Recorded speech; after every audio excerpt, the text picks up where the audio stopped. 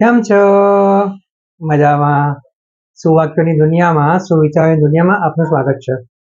મારા મિત્રો, એવું કહેવાય છે કે આ દુનિયામાં જો કોઈ એક વ્યક્તિ માટે સૌથી અઘરું કામ હોય તો તે વ્યક્તિ માટે એ કામ છે કે તેને બીજા વ્યક્તિનો વિશ્વાસ જીતવો. બહુ અઘરું કામ છે. આ જ વાતને સુવાક્ય તરીકે, સુવિચાર તરીકે શ્રી સ્ટીફન કોવે સાહેબે ખૂબ જ સરસ રીતે લખ્યો છે. આજનો જો સુવિચાર છે તે સુવિચારનો વિષય છે દ્રષ્ટિ, વિઝન. વિશ્વાસ એ માનવ પ્રેરણાનું સૌથી ઊંચું શિખર છે, સૌથી મોટો સ્ત્રોત છે. મારા મિત્રો, વાત ખૂબ જ સરળ છે, ખૂબ જ ઊંડી પણ છે અને એટલી જ મહત્વની છે. આપણે આપણા જીવનમાં જોતા આવ્યા છીએ, અનુભવતા આવ્યા છીએ અને જીવતા પણ આવ્યા છીએ. અને એટલી તો આપણને ખબર પડે જ છે કે કોઈ પણ વ્યક્તિનો વિશ્વાસ જીતવો એ આજની તારીખમાં સૌથી મોટી પરીક્ષા છે. ને આ પરીક્ષામાં બધા લોકો સફળ થઈ શકતા નથી.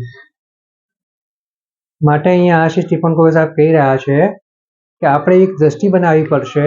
એ દ્રષ્ટિથી આપણે કામ લેવું પડશે કે આપણે બીજા લોકોનો વિશ્વાસ જીતી શકીએ. ભલે કોઈ આપણી ઉપર કે આપણા વિશે ગમે તે બોલે, પરંતુ જો આપણે સારા અને સાચા રસ્તે કરવાનો પ્રયાસ કરીશું, એની ઉપર કામ કરીશું, તો ચોક્કસ જ આપણે વિશ્વાસ પણ જીતી શકીશું. અને વિશ્વાસ જ એક એવી મોટી સાંકળ છે, વિશ્વાસ જ એક એવી મોટી વસ્તુ છે જે એકબીજાને બાંધી રાખે છે, એકબીજાને બાંધીને આગળ લાવી શકે છે.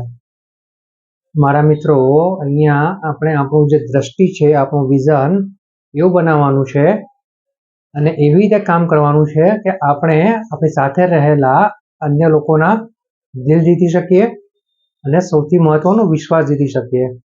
કારણ કે આ વિશ્વાસ જ છે જે આપણને આપણા સારા અને સાચા લક્ષ્ય સુધી, સારા અને સાચા રસ્તે લઈ જશે, તે પણ ખૂબ જ સંતોષપૂર્વક, સફળતાપૂર્વક. બસ મારા મિત્રો, આપણે આજથી આવું વિઝન બનાવવું જોઈએ. આપણે બને એટલો બધાનો વિશ્વાસ જીતવાનો પ્રયાસ કરવો જોઈએ, વિશ્વાસ જીતવો જ જોઈએ અને એની પર કામ કરીને આપણે આપણા જે કાર્યો છે તેની પર કામ કરીને આગળ વધતા રહેવું જોઈએ અને આપણી સાથે રહેલા અન્ય લોકોને પણ આગળ વધવામાં મદદ કરવી જોઈએ. Thank you.